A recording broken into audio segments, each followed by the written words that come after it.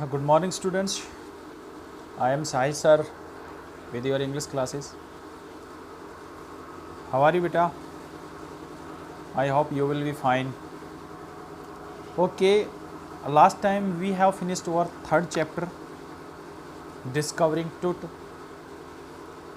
and now we can start our next chapter, and chapter number 4, and the name of the chapter is Landscape of the Soul. Landscape of the soul का मतलब होता है भूदृश्य, यानी धरती का जो भूदृश्य है वो कैसा है। तो लेट्स स्टार्ट। ध्यान से सुनना है बेटा। अगर बुक है तो आपके पास अपनी बुक अपने सामने रखो तो आपको ज़रा पता चल जाएगा कि किस वर्ड का क्या मीनिंग होता है और उसका क्या सेंटेंस निकलता है। और उसको लिख भी लीजिए। वैसे मैं कहता हूँ आप उनको लिख भी लीजिए, अंडरलाइन कर लीजिए उन वर्ड मीनिंगों को, और बाद में अगर कोई प्रॉब्लम है तो यू कैन आस्क मी। तो बेटा, a wonderful old tale is told about the painter Wu Daozi who lived in the 18th century. वो कह रहा है कि वो डाउजी यानी वो दाऊजी एक चित्रकार है जो 18वीं शताब्दी में रहता था, और उसके विषय में एक अद्भुत पुरानी कहा है उन्होंने, वंडरफुल ओल्ड टेल, एक उसके विषय में एक अद्भुत पुरानी कहानी सुनने में आती है। His last painting was a landscape commissioned by the Tang Emperor Zhongzong to decorate a palace wall। वो कह रहा है कि उसका जो आखिरी चित्र है, उसका जो आखिरी भूदृश्य था वो महल की दीवारों को सजाने के लिए तंग यानी चीन के अंदर तंग एक सम्राट था जिनका नाम था जुआनजोंग ने बनवाने का आदेश दिया था। यानी उसके राज्य में वो चित्रकार था और उसने जो महल थे उनकी जो दीवारें थी उन पे चित्रकारी उनको सजाने का उनको आदेश दिया था। The master had hidden his work behind a screen. जो मास्टर था वो अपने जो काम था उसको बिहाइंड स्क्रीन के पीछे छुपाता था। So only the emperor would see it, केवल उसे सम्राट ही देख सके। वो ऐसा इसलिए करता था। The for a long while, काफ़ी लंबे समय में, for a long while the emperor admired, काफ़ी लंबे समय तक, एडमायर्ड माने प्रशंसा करना, जो एम्पायर था सम्राट था वो काफ़ी लंबे समय तक उसके काम की प्रशंसा करता था। The wonderful scene discovering forest, high mountain, waterfalls, cloud floating in an immense sky, man on hilly paths, birds in flight. तो ये सारी चीज़ें उस चित्रकारी में थी, यानी बड़े बड़े पर्वत, जो घाटी थी नीचे वैली, और उड़ते हुए पक्षी, उसके नीचे तलहटी में डोलते हुए ह्यूमन बीइंग्स यानी मनुष्य, वाटरफॉल यानी गिरते हुए झरने, क्लाउड आसमान में घूमते हुए, ये सारी चीज़ें उस चित्र में उन्होंने चित्रकारी की हुई थी। Look sir said the painter, क्या कहा? देखिए सर, पेंटर ने कहा सर देखिए, लुक देखना, इधर देखिए सर, इन दिस केव, इस गुफा में, केव मतलब गुफा, at the foot of the mountain dolls is a spirit, इस गुफा के अंदर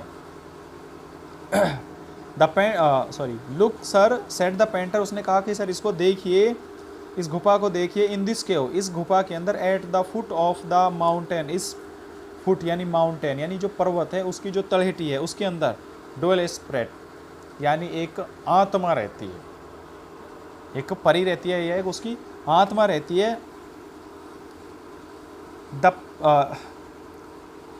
उन्होंने कहा कि देखिए महाराज, इस चित्रकार ने कहा था पहाड़ के दमन में इस गुफा में एक पूरा परी रहती है, यानी आत्मा रहती है उसकी। The painter clapped his hand, clapped माने ताली बजाना, पेंटर ने अपना जो है क्लैप की, ताली बजाई। And the entrance to the cave opened, और उस गुफा का जो दरवाज़ा था वो ओपन हो गया यानी खुल गया। The inside is splendid, splendid मतलब शानदार, मोटरसाइकिल होती है ना स्प्लेंडर, शानदार मोटरसाइकिल इसलिए बोलते हैं उसको। उसके अंदर बड़ी शानदार, बहुत अच्छी जो है चित्रकारी थी, सीनरी थी। बियॉन्ड एनीथिंग वर्ड कैन कन्व्यू, यानी जो हम शब्दों से बयां कर सकते हैं उससे काफ़ी अधिक, यानी उसको हम बयां नहीं कर सकते शब्दों के अंदर, उसके अंदर इतनी खूबसूरती थी।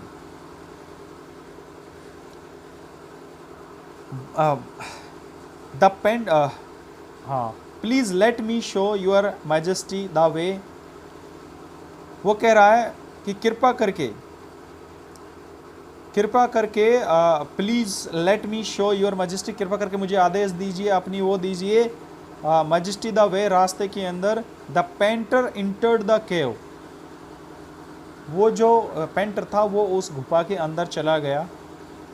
But the entrance close behind him, but जो दरवाज़ा था वो उसके पीछे से क्लोज हो गया और वो बंद हो गया।